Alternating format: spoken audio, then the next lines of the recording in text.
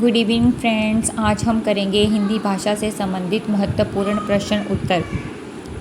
तो सबसे पहले हमारा जो प्रश्न है वो है, राम धीरे धीरे चलता है। धीरे धीरे शब्द है, अब क्रिया है, विशेषण है या क्रिया विशेषण है। ठीक है, क्रिया होता है किसी भी काम का करना और विशेषण होता है जो क्रिया की विशेषता को बताता है। तो यहाँ पे हमारा जो धीरे धीरे है वो रहेगा हमारा क्रिया विशेषण, क्योंकि चलना हमारी क्रिया है और धीरे धीरे उसकी विशेषता बता रहा है, तो ये बन जाएगा हमारा क्रिया विशेषण, यानी इसका सी आंसर जो है वो सही रहेगा। नेक्स्ट है, कृष्ण ने गाना गाया में कौन सा कारक है। अब हमारे पास जो टोटल कारक हैं हिंदी में वो हैं हमारे 8। ठीक है, कौन कौन से। कर्ता ने कर्म को करण से, संप्रदान के लिए अपादान से अलग, संबंध काके की, अधिकरण में पर और संबोधन हे अरे रे। ठीक है, तो अब यहाँ पे जो कारक है वो आ रहा है ने, कृष्ण ने, तो वो आता है कर्ता ने, तो इसका सही आंसर रहेगा कर्ता, क्योंकि जो कर्म है वो तब यूज़ होगा जब वहाँ पे बीच में को होगा कि कृष्ण को कुछ दिया, इस तरह से। ठीक है, और संप्रदान हमारा तब होगा जब बीच में के लिए होगा, जब के लिए होगा तब हम संप्रदान का यूज़ करेंगे। ठीक है, अब आगे देखिए, पेड़ से फल गिरा में कौन सा कारक है। संबंध कारक, अपादान कारक, करण कारक या संबोधन कारक। अब है हमारा यहाँ पे अपादान कारक। अपादान क्यों है, क्योंकि अपादान का मतलब है से या अलग। ये जो 8 कारक हैं वो आपको याद करने पड़ेंगे। इसमें मैं आपको बता दूं कैसे करना है आपने। कर्ता ने, यहाँ पे हमारा ने शब्द होगा, वहाँ पे हमारा कर्ता यूज़ होगा। जहाँ पे हमारा को होगा वहाँ पे हमारा कर्म होगा। जहाँ हमारा से द्वारा होगा, से द्वारा, वहाँ पे होगा हमारा करण। जहाँ पर होगा हमारा का के की, वहाँ पे हमारा संबंध कारक यूज़ होगा। जहाँ पे होगा अपादान, अपादान का मतलब होगा से अलग करना। अब जो पेड़ से फल गिरा, तो जो फल है वो पेड़ से अलग हुआ है, तो यहाँ पे अपादान यूज़ होगा। और संबोधन होता है हमारा हे अरे रे, जैसे किसी को संबोधन करना। नेक्स्ट है, शुद्ध रूप चुनिए। ये बहुत बार जो है रिपीटेड हुआ क्वेश्चन है। अब इसमें सही कौन सा है, तो इसका जो सही आंसर रहेगा वो रहेगा हमारे पास कवयित्री।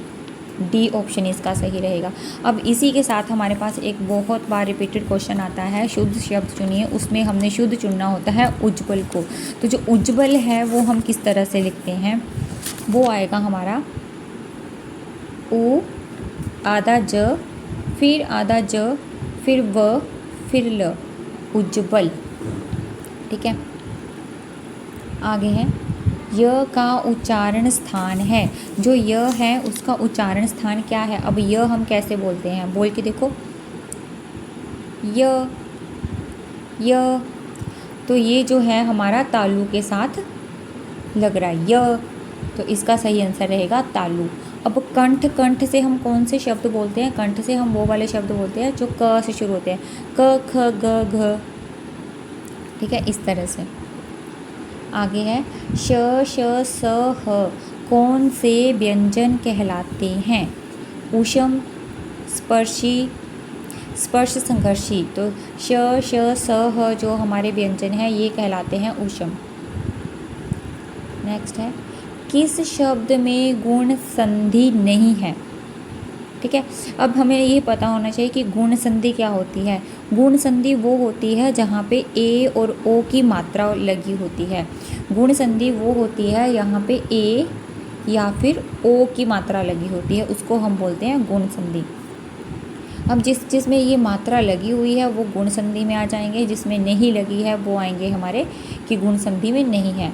अब है नरेंद्र, नरेंद्र है, अब इसके ऊपर ए की मात्रा लगी है, इसका मतलब ये गुण संधि है। परमेश्वर, ए की मात्रा है, गुण संधि है।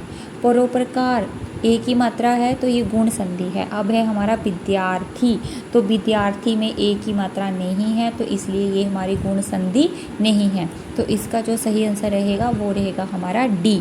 अब बात आती है कि विद्यार्थी में कौन सी संधि है।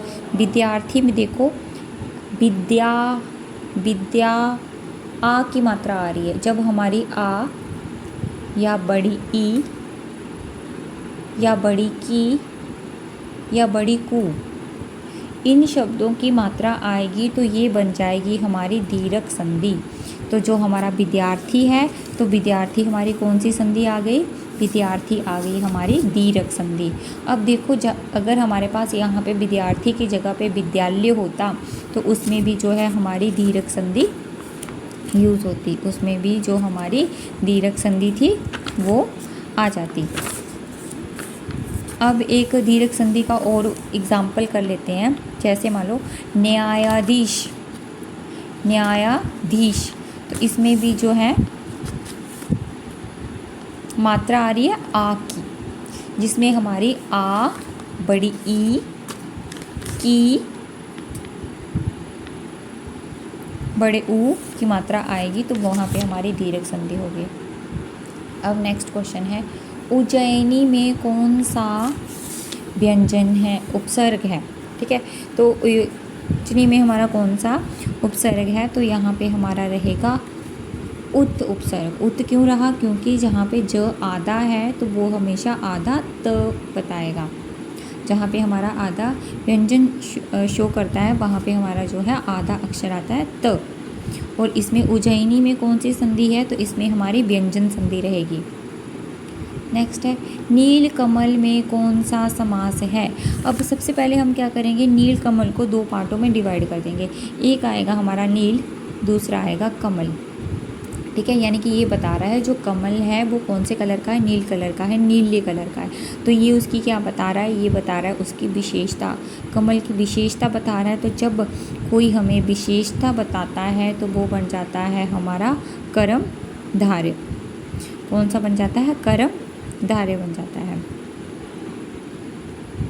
और अब बात आती है समास कितने होते हैं? तो समास होते हैं हमारे टोटल 6।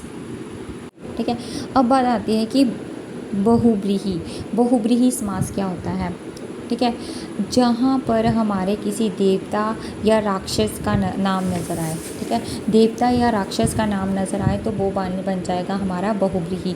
एग्जाम्पल के लिए देखो, जैसे हमने यहाँ पे बोल दिया घनश्याम, घनश्याम, घनश्याम मतलब घन के समान है जो। ठीक है, घन कौन सा? यानी कि कृष्ण, देवता का यूज़ हो रहा है तो ये बन जाएगा हमारा बहुव्रीहि। अब जैसे एक और एग्जाम्पल देखते हैं, अगर हमने बोल दिया नीलकंठ, नीला है कंठ जिसका, शिव। ठीक है, तो क्या बनेगा? देवता का नाम आ गया तो ये भी बन गया हमारा बहुव्रीहि।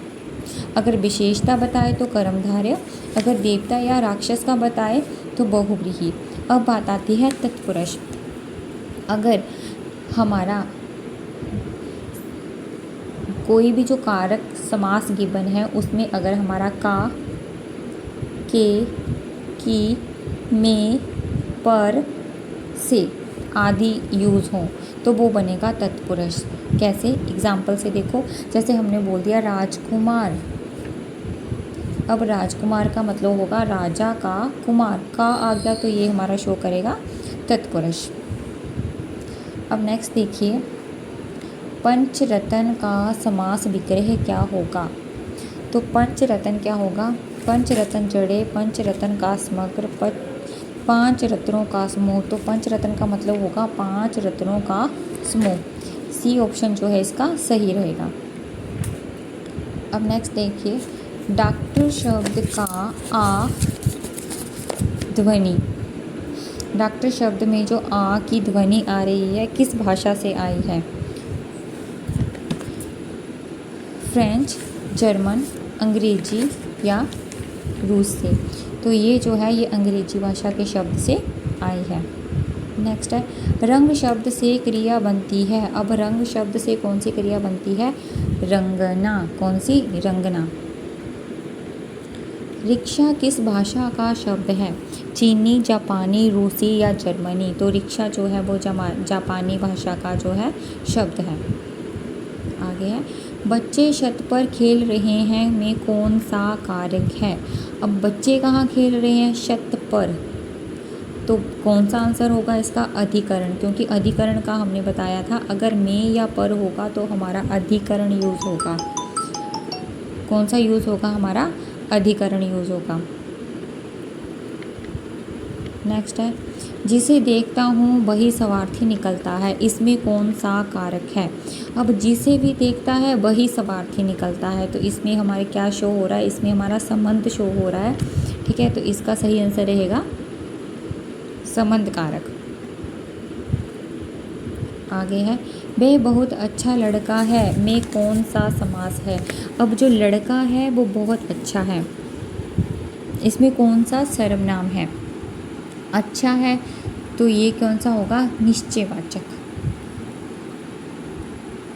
नेक्स्ट देखिए, क्रिया विशेषण बताइए। अब हमने इसमें से जो है क्रिया विशेषण ढूंढना है। क्रिया विशेषण क्या होता है, जो क्रिया की विशेषता को बताता है। अब देखो कौन क्रिया की विशेषता को बताता है, वह धीरे बोलता है, वह काला कुत्ता है, रमेश तेज धावक है, सत्यवानी सुंदर होती है। तो इसमें है वह धीरे बोलता है, ये इसकी बोलना जो है वो क्रिया है और धीरे उसकी विशेषता बता रहा है। तो वह धीरे बोलता क्या है, क्रिया विशेषण। किस कारक में अनिश्चयवाचक सर्वनाम है।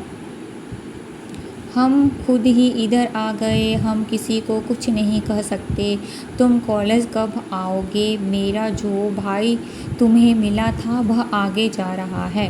तो इसमें हमने अनिश्चयवाचक बोलना है। अनिश्चयवाचक वो होता है जिसमें हम जो है कुछ या कोई चीज़ निश्चित नहीं होती है, तो वहाँ पे हम इसका प्रयोग करते हैं। हम किसी को कुछ नहीं कह सकते, तो इसका जो है सही आंसर रहेगा। नेक्स्ट है, परिमाणवाचक क्रिया विशेषण का वाक्य होगा। अब हमने बताना है परिमाणवाचक। जब हमारे पास क्या होगा, सर्वथा, कुछ, थोड़ा, काफ़ी, केवल आदि शब्दों का प्रयोग होगा, तब हमारा वो परिमाणवाचक बन जाएगा, ठीक है।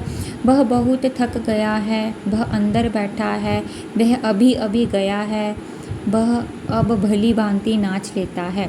तो इसका सही आंसर रहेगा वह बहुत थक गया है, ये इसका सही ऑप्शन रहेगा। नेक्स्ट है, बड़ा घर, छोटा आदमी और नीला बस्तर में विशेष्य कौन कौन से हैं। नीला छोटा, बड़ा छोटा, छोटा नीला, घर, आदमी या बस्तर। तो इसका सही आंसर रहेगा घर, आदमी और बस्तर। थैंक यू दोस्तों, मेरे चैनल को लाइक, शेयर और सब्सक्राइब ज़रूर करें ताकि मैं आपके लिए और वीडियो बना सकूं।